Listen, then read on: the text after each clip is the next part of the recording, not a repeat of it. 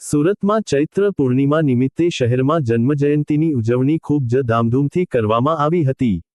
ગુરુવારે ચૈત્ર પૂર્ણિમા નિમિત્તે ભગવાન શ્રી રામના પ્રખર ભક્ત અંજનીપુત્ર શ્રી હનુમાનજી મહારાજની જન્મજયંતિની ઉજવણી સુરત અને દક્ષિણ ગુજરાતમાં ખૂબ જ ધામધૂમથી કરવામાં આવી હતી. આ પ્રસંગે શહેરના વિવિધ વિસ્તારોમાં સવારથી જ નિશાન ધ્વજ પદયાત્રા, સુંદરકાંડ પાઠ, હનુમાન ચાલીસા પાઠ અને ભજન સંધ્યા જેવા કાર્યક્રમો યોજવામાં આવ્યા હતા.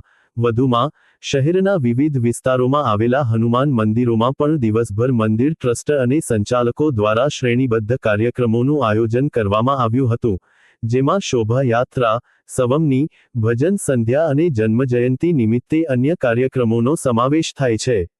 ગુરુવારે શહેરના ઘણા મંદિરોમાં શ્રી હનુમાન જન્મોત્સવ નિમિત્તે ધાર્મિક કાર્યક્રમોનું આયોજન કરવામાં આવ્યું હતું, જેમાં વેસુ, સુરતધામ સ્થિત શ્રી શ્યામ મંદિર, કૈલાશનગર સ્થિત શ્રી ક્ષેત્રપાલ મંદિર, પાલના અટલ આશ્રમ, સિંગણપોરમાં સ્થિત કંથેરિયા હનુમાન મંદિર, પાંડેસરામાં સ્થિત રોકડિયા હનુમાન મંદિર, પર્વત પાટિયામાં સ્થિત ડુમહાલ હનુમાન મંદિર, પાર્લે પોઈન્ટમાં સ્થિત રાધાકૃષ્ણ મંદિરનો સમાવેશ થાય છે અને ભક્તો સવારથી મોડી રાત સુધી મંદિરમાં દર્શન માટે આવતા રહ્યા હતા.